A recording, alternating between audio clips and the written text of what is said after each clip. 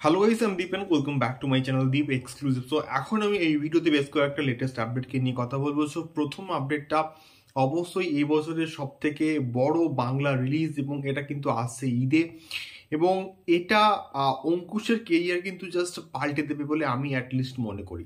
এবং এটা কিন্তু অবশ্যই মির্জা এবং মির্জা সংক্রান্ত কিন্তু কন্টিনিউয়াসলি কিছু না কিছু একটা আপডেট আসতেই আছে।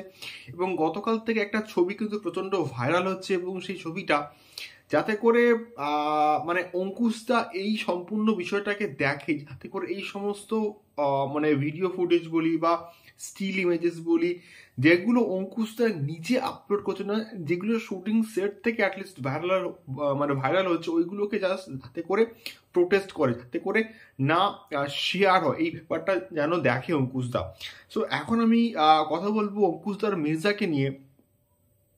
সো মির্জাতে নাকি একটা ডান্স নাম্বার থাকতে চলেছে, এবং যেই ডান্স নাম্বারটা নাকি 1000 জন একসঙ্গে নাকি কাজ করবে, এবং 1000 জন ডান্সারকে নিয়ে নাকি এই গানটা নাকি শ্যুট হবে।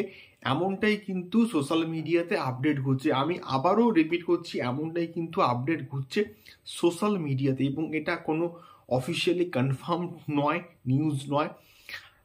যদি এমনটা হয় তাহলে কিন্তু প্রচণ্ড ভালো হবে, এবং মির্জাকে নিয়ে যে হাইপটা কন্টিনিউয়াসলি আছে সেটা মেনটেন থাকবে, এবং তার সঙ্গে সঙ্গে মির্জা মানে কে নিয়ে যে হাইপটা আছে সেটা সোশ্যাল মিডিয়াতে আরও অনেকটা কিন্তু বেড়ে যাবে, আমি অ্যাটলিস্ট এটা মনে করি। এবং অফিসিয়াল আপডেট কিন্তু আস্তে আস্তে অঙ্কুশদা দিচ্ছে, এবং টিজারের যে আপডেট ওটাও কিন্তু মোটামুটি এসে গেছে।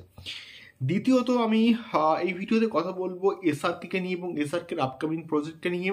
এবং রিসেন্ট টাইমে আমি কিন্তু একটা আপডেট দিয়েছিলাম, এবং আপডেট কিন্তু এসেছিল যে বিশাল ভারদ্বাজের সঙ্গে কিন্তু এসআরকে একটা কাজ করছে, এবং এই প্রজেক্টটা ছাড়াও আরও অনেক কিন্তু এসআরকে এখন বর্তমানে স্ক্রিপ্ট শুনছে। এবং সঞ্জয় লীলা ভানসালি তিনি নাকি এসআরকে একটা স্ক্রিপ্ট শুনেছেন, এবং এটা এই প্রজেক্টে কিন্তু অনেক দিন থেকে কিন্তু নাম শুনছি, যার নাম হচ্ছে ইনশাল্লাহ। এবং এটা প্রিভিয়াসলি সালমান খানের সঙ্গে কিন্তু করার প্ল্যানিং ছিল, বাট হয়নি। বাট এই স্ক্রিপ্টে নাকি এসআরকে পছন্দ হয়েছে, বাট এখনও কিন্তু মানে কনফার্ম নয়। এবং বর্তমানে কিন্তু এসআরকে প্রচুর কিন্তু স্ক্রিপ্ট শুনছে, তার কারণটা হচ্ছে পাঠান, জওয়ান এবং ডাঙ্কির পর এমন কিছু একটা প্রজেক্টের সঙ্গে সে মানে কাজ করতে চায়, যে প্রজেক্টে মানুষের অ্যাটলিস্ট ভাল লাগবে এবং অ্যাপ্রিসিয়েশন মানে পাবে অডিয়েন্সের কাছ থেকে, এটাই মেনলি বলার। সো এটাও সম্ভবত নেক্সট প্রজেক্ট হতে পারে, যার কিন্তু অ্যানাউন্সমেন্ট মার্চ এপ্রিল নাগাদ কিন্তু হয়ে যেতে পারে। দেখা যায় কেমন হয় এই প্রজেক্টটা। তৃতীয়ত আমি আসবো পুষ্পা 2কে নিয়ে, এবং শুধুমাত্র পুষ্পা 2 নয়, দেভারাও কিন্তু রিলিজ হবে নেটফ্লিক্সে আফটার দ্য থিয়েট্রিক্যাল রিলিজ।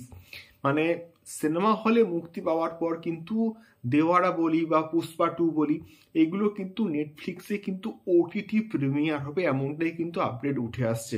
এবারে দেখা যাক, এই প্রত্যেকটা ছবিকে নিয়ে হাইপ আছে, প্রত্যেকটা ছবি ব্যবসায়িকভাবে সফল হোক আমি চাই, মানে বিশাল বাজেটের ছবি, এবং পুষ্পা 2কে নিয়ে তো একটা বিরাট লেভেলে হাইপ আছেই আছে। এটাই মেনলি বলার ছিল। তোমাদের কি মতামত এই তিনটে আপডেটকে নিয়ে আমাকে অবশ্যই কিন্তু কমেন্ট করে শেয়ার করতে পারো। দেখা হচ্ছে পরবর্তী ভিডিওতে। টাটা।